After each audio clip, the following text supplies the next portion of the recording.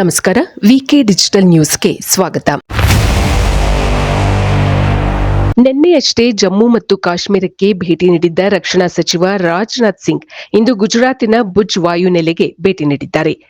ಇತ್ತೀಚೆಗೆ ನಡೆದ ಪಾಕಿಸ್ತಾನದ ಶೆಲ್ ಹಾಗೂ ಮಿಸೈಲ್ ದಾಳಿಯಲ್ಲಿ ತಾವು ಗುಜರಾತ್ನ ಭುಜ್ ವಾಯುನೆಲೆಯನ್ನು ಉಡಾಯಿಸಿದ್ದೇವೆ ಎಂದು ಪಾಕಿಸ್ತಾನ ಸೇನೆ ಹೇಳಿಕೊಂಡಿತ್ತು.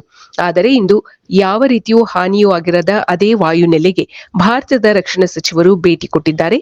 ಇದೇ ವೇಳೆ ರಾಜನಾಥ್ ಸಿಂಗ್ ಅವರು ವೀರ ಯೋಧರೊಂದಿಗೆ ಆತ್ಮೀಯವಾದ ಮಾತುಕತೆ ನಡೆಸಿದ್ದಾರೆ. ಕೆಪಿಸಿಸಿ ಅಧ್ಯಕ್ಷ ಹಾಗೂ ಉಪಮುಖ್ಯಮಂತ್ರಿ ಡಿಕೆ ಶಿವಕುಮಾರ್ ಅವರ ಜನ್ಮದಿನದ ಪ್ರಯುಕ್ತ ಯುವ ಕಾಂಗ್ರೆಸ್ ವತಿಯಿಂದ ಮೈಸೂರು ಮೃಗಾಲಯದಲ್ಲಿ ಆಫ್ರಿಕನ್ ಸಿಂಹವನ್ನು ದತ್ತು ಪಡೆಯಲಾಗಿದೆ. ಮಂಜುನಾಥ್ ಗೌಡ ನೇತೃತ್ವದ ಪ್ರದೇಶ ಯುವ ಕಾಂಗ್ರೆಸ್ 1 ವರ್ಷಕ್ಕೆ ಸಿಂಹವನ್ನು ದತ್ತು ಪಡೆದಿದೆ. 1 ವರ್ಷಕ್ಕೆ ದತ್ತು ಮೊತ್ತ 2 ಲಕ್ಷ ರೂಪಾಯಿಗಳು. ಪ್ರತಿ ವರ್ಷ ದತ್ತು ನವೀಕರಣಕ್ಕೆ ನಿರ್ಧರಿಸಲಾಗಿದೆ. ತುಮಕೂರಿನ ನಾಗರಿಕರಿಗೆ ಒಂದು ಸಿಹಿ ಸುದ್ದಿ. ನಮ್ಮ ಮೆಟ್ರೋವನ್ನು ತುಮಕೂರಿಗೆ ವಿಸ್ತರಿಸಲು ಬೆಂಗಳೂರಿನ ಮೆಟ್ರೋ ರೈಲು ನಿಗಮ ನಿರ್ಧರಿಸಿದೆ. ಈ ಕುರಿತು ವರದಿಯನ್ನು ರಾಜ್ಯ ಸರ್ಕಾರಕ್ಕೆ ನಮ್ಮ ಮೆಟ್ರೋ ತಲುಪಿಸಿದೆ. ಮೆಟ್ರೋ ಹಸಿರು ಮಾರ್ಗವನ್ನು ಮಾದಾವರದಿಂದ ತುಮಕೂರಿನವರೆಗೂ ವಿಸ್ತರಿಸಲು ಸಾಧ್ಯವೇ ಎಂದು ರಾಜ್ಯ ಸರ್ಕಾರ ಮೆಟ್ರೋಗೆ ಕೇಳಿತು. ಈ ಹಿನ್ನೆಲೆಯಲ್ಲಿ ನಮ್ಮ ಮೆಟ್ರೋ ಕಾರ್ಯಸಾಧ್ಯತೆಯ ವರದಿಯನ್ನು ರಾಜ್ಯ ಸರ್ಕಾರಕ್ಕೆ ಸಲ್ಲಿಸಿದೆ.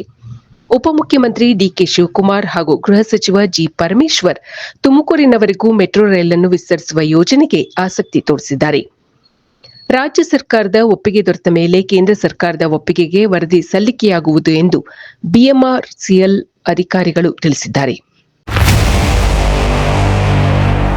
ಭಾರತೀಯ ಬಾಹ್ಯಾಕಾಶ ಸಂಶೋಧನಾ ಸಂಸ್ಥೆ ಇಸ್ರೋ ಇದೇ ತಿಂಗಳ 18ರಂದು ಭೂವೀಕ್ಷಣಾ ಉಪಗ್ರಹವನ್ನು ನಭಕ್ಕೆ ಕಳುಹಿಸಲಿದೆ.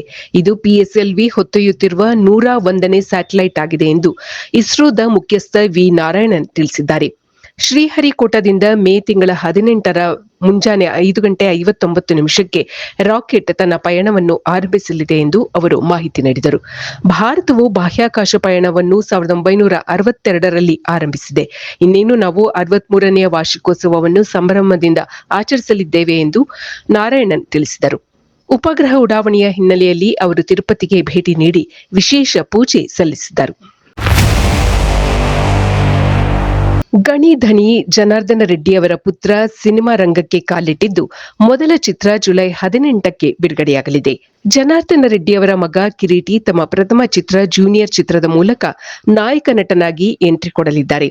ಈ ಚಿತ್ರದಲ್ಲಿ ಇವರಿಗೆ ನಾಯಕಿಯಾಗಿ ಶ್ರೀಲೀಲಾ ಕಾಣಿಸಿಕೊಂಡಿದ್ದಾರೆ. ರಾಧಾಕೃಷ್ಣ ರೆಡ್ಡಿ ಆಕ್ಷನ್ ಕಟ್ ಹೇಳಿದ್ದಾರೆ. ಚಿತ್ರದ ಮೊದಲ ಹಾಡಿನ ಬಿಡುಗಡೆ ಸಮಾರಂಭ ಇದೇ ತಿಂಗಳ 19ಕ್ಕೆ ನಡೆಯಲಿದೆ. ಜುಲೈ 18ರಂದು ಕನ್ನಡ ಸೇರಿ ಒಟ್ಟು 5 ಭಾಷೆಗಳಲ್ಲಿ ಬಿಡುಗಡೆಯಾಗಲಿದೆ ಈ ಚಿತ್ರ. ದೇಶ ವಿದೇಶಗಳಿಗೆ ಹಾಗೂ ಪ್ರೇಕ್ಷಣೀಯ ಸ್ಥಳಗಳಿಗೆ ಅತ್ಯುತ್ತಮವಾದ ಟ್ರಾವೆಲ್ಸ್ ಅಂದ್ರೆ ಅದು Vikram travels and resort India private limited. ಹೆಚ್ಚಿನ ಮಾಹಿತಿಗಾಗಿ ಸಂಪರ್ಕಿಸಿ 96